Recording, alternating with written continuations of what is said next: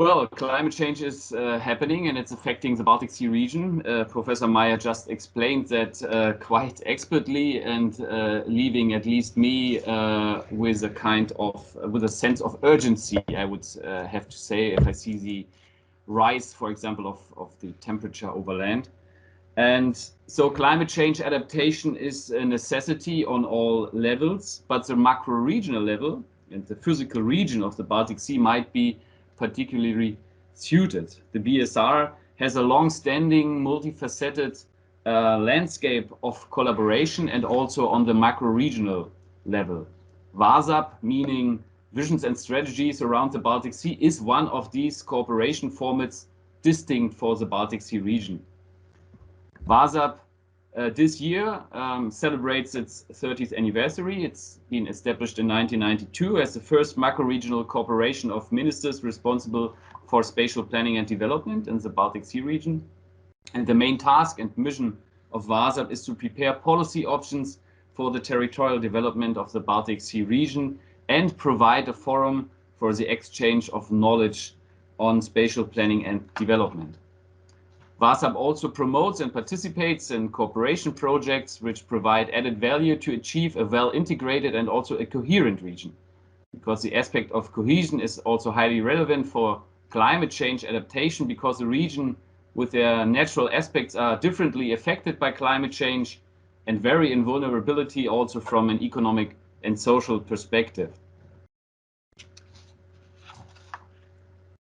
Taking this into account, it seems quite natural that the first macro-regional strategy in Europe has been the EU strategy for the Baltic Sea region. And VASAP is the lead coordinator of the policy area spatial planning within this strategy. And the overall goal of the policy area is also to increase the territorial cohesion in the BSR by 2030 and have a better integrated and more coherent macro region with a reduced socio-economic development divide between its different parts, and having turned global challenges into assets, for example, in agriculture, bioeconomy, green and blue economy, or in renewable energy production. From the beginning, as can be seen from the name, Vision and Strategies Around the Baltic Sea, and as early as the beginning 90s, VASAP has been forward-looking and decided to elaborate a first common territorial vision for the Baltic Sea region. This vision has been elaborated between 1992 and 1994, and the time horizon then was 2010, outlining a spatial planning perspective and establishing a basis for strengthening and harmonizing the spatial planning policies. This vision established a quite remarkable and unique systematic of metaphors: the pearls, the cities and urban settlements; the strings, the infrastructure networks; patches, so the ecosystem and surrounding areas; and the system, meaning the spatial planning in function.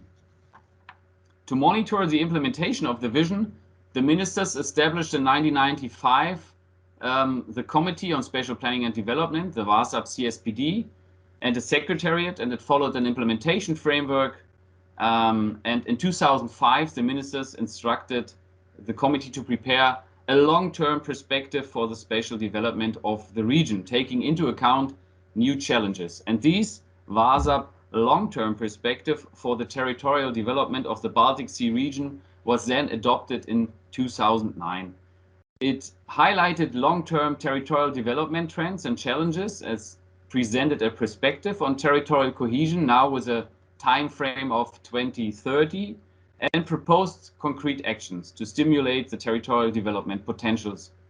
And key issues were a balance of various settlements from metropolitan to rural, networks of transport, energy and communication, an integrated perspective on land and maritime spatial planning, and the protection of the Baltic Sea environment.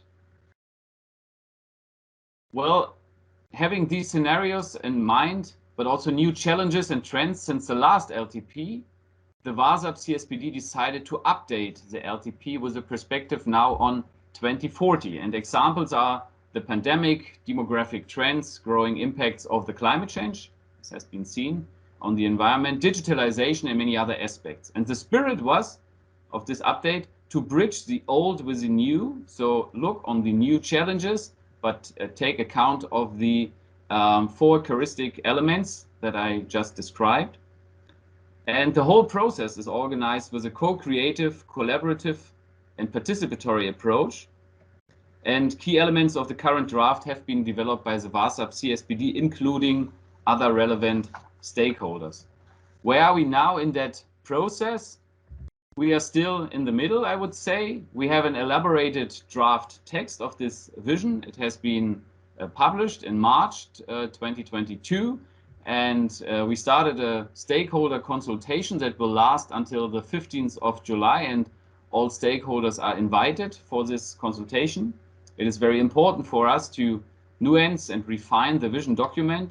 And we aim for the adoption by the end of the year or beginning of 2023. So now let's have a closer look of what the draft LTP is envisioning about climate change and green territorial development of the Baltic Sea region. The LTP for sure is influenced by numerous policy documents like the Territorial Agenda 2030, the European Green Deal, the long-term vision for rural areas, EU cohesion policy, and so on. It is a vision. It is not a concrete political strategy in itself. Nonetheless, the LTP points out to possible future actions. And it is structured along the systematic I just described, and you can see on the map the pearls, the patches, and the strings. And climate issues are addressed in all of these. When we have a look in general, we can see that there are perhaps 4 overarching reflections in the introductory part of the LTP that relate to climate change and green territorial development. And first, it is that a healthy Baltic Sea is central for the future of the Baltic Sea region. That should be a no-brainer, but let's say it like this. And second, the Baltic Sea region has, in comparison to other parts of Europe, still a high level of nature, intact ecosystem, and biodiversity to build upon. Thirdly, there is a huge potential in the Baltic Sea region for renewable energy production. And fourth, green connectivity in the Baltic Sea region is an important aspect due to the distances and the sea in between. Coming to the pearls. Pearls in the long-term perspective are the drivers of change towards a green and also a digital transition. The metropolitan areas are addressed mainly in their capacity as hubs of innovation for business development and as global gateways. They lead and influence towards a green society and economy. They explore sustainable solutions, lifestyles, carbon neutral technologies, and digitalization. And they also shall get more greener cities until 2040. The rural areas, in comparison, the local pearls, are characterized as the green gears. They offer intact nature, which makes them attractive and is good for the quality of life. And maintaining the ecosystem and the national values shall become, in the future, an important aspect of the rural economies next to a wide range of other economic activities like agriculture, tourism, or energy. As regards the strings, the LTP it discerns different types of strings like energy, physical strings like railway networks, virtual strings, and maritime strings. First, the Baltic Sea region shall be an early achiever of carbon neutrality before 2050. The region offers possibilities for all kinds of renewable energy production, from hydropower, offshore wind energy, solar to geothermal energy, to name just some forms. And this is a territorial capital of the Baltic Sea region. It is combined with a rollout of smart grids and prosumers that locally produce and consume energy. That is the vision. As regards the transport of people and goods, the LTP envisions upgraded railway networks, interoperable connections, and intermodality to shift cargo from road to rail and sea. And this means also that we have greener solutions in maritime transport and harbors, and this becomes an alternative to aviation on short distances. And following this line, mobility for citizens changes to become climate neutral through a lot of elements: more public transport, more conscious traveling, mobility as a service, urban mobility platforms, electric cars, care sharing, to name just a few. And lastly, the LTP also addresses the greening of IT and virtual services that will be growing, for example, through powering by renewable energy or the reuse of heat. Coming to the patches. The LTP expresses the vision of a terrestrial and maritime environment with higher levels of biodiversity, resilient ecosystem, and an overall healthy nature all over the Baltic Sea region. It stresses that the preservation of green patches is vital for dealing with climate change challenges, and the green patches are addressed in their ecosystem function, for example, for temperature regulation, and green belts and corridors are specifically addressed in their function to mitigate air pollution and providing habitats for wildlife.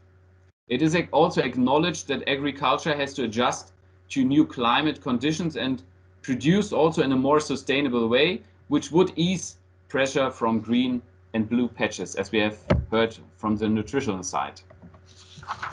Lastly, last but not least, a short view on the system of land-based and maritime spatial planning that shall foster the green transition and the adaptation to climate change. Here, the LTP envisions a seamless system integrating land and maritime and coastal management.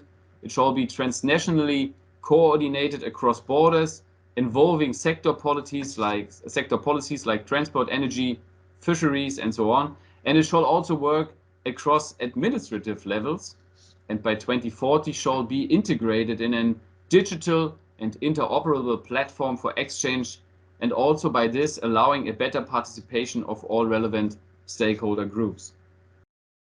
So with this outlook on an, I would say, ambitious vision, I will stop. Please have a look on the LTP. There is much more in it than climate aspects, and also it also has a very good background synthesis report, and it is available on the WASA website. You have the possibility to comment, so please do that until mid-July, or join us on the 16th of May when we have a virtual workshop on all aspects of the long-term perspective. Thank you.